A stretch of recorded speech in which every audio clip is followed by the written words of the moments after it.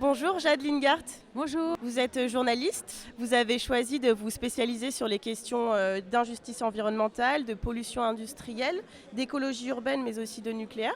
On va revenir un petit peu sur la campagne présidentielle. Avez-vous trouvé que l'écologie était une thématique justement suffisamment mise en avant par les candidats ? Je crois qu'on ne peut pas dire ça. Donc voilà, c'était assez évident que l'écologie a été pas complètement, mais quasiment absente des débats de la campagne présidentielle, et que c'est quand même hyper problématique. Et c'est à la fois hyper problématique parce que c'est un sujet fondamental, les conditions de vie sur cette planète, quel autre sujet est plus important que celui-là. Mais je trouve que par ailleurs, une fois qu'on a fait ce constat assez évident, c'est quelque chose auquel il faut réfléchir. C'est symptomatique, de mon point de vue, d'un monde politique et d'un monde médiatique qui vit dans sa bulle et qui vit dans un monde détaché des conditions terrestres de vie. Et que de ce point de vue-là, le fait que la participation électorale soit si faible est pour moi en rapport avec cela. Je ne dis pas que si on avait parlé beaucoup plus d'écologie, forcément beaucoup plus de gens auraient voté. Ça, impossible de le dire.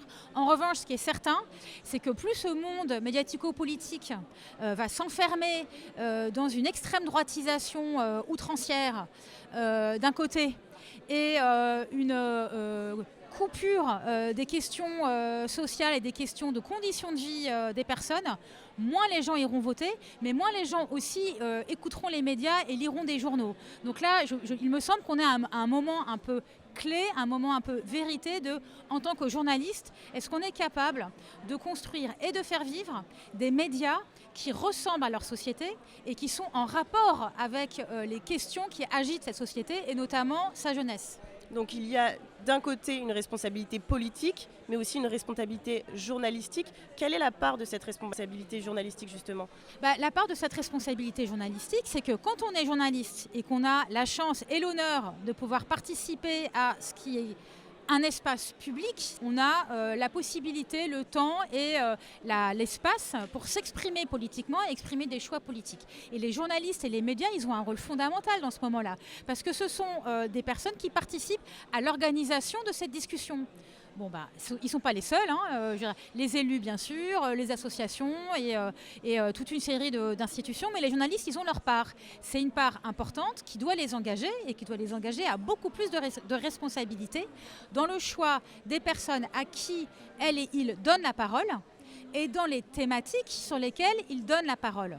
Donc c'est un rôle, c'est un rôle important et qui pour moi doit être regardé, doit être vu au regard de ces enjeux démocratiques. Et de ce point de vue-là, le bilan sur la campagne présidentielle de 2022, il est honnêtement, globalement, assez désastreux. Mais comment justement on peut réussir à mobiliser ces acteurs politiques, ces acteurs journalistiques pour améliorer la mise en avant des thématiques climatiques, environnementales ? Alors, moi, de mon point de vue, contrairement à ce que pas mal de personnes ont dit ce matin, ce n'est pas tant une question de formation qu'une question de modèle de médias.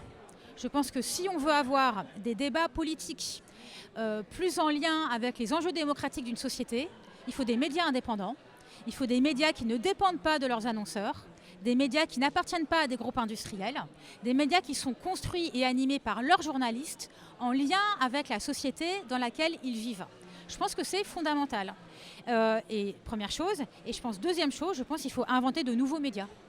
Il faut faire du journalisme et des médias différemment, de manière beaucoup plus participative, de manière aussi beaucoup plus engagée, qu'on ne puisse pas, dans le même média, à la fois faire un sujet sur le nouveau rapport du GIEC, si je garde l'exemple de l'écologie et du climat, et en même temps faire un sujet sur comment relancer l'industrie automobile. C'est pas possible, c'est contradictoire, et donc c'est la difficulté de notre société.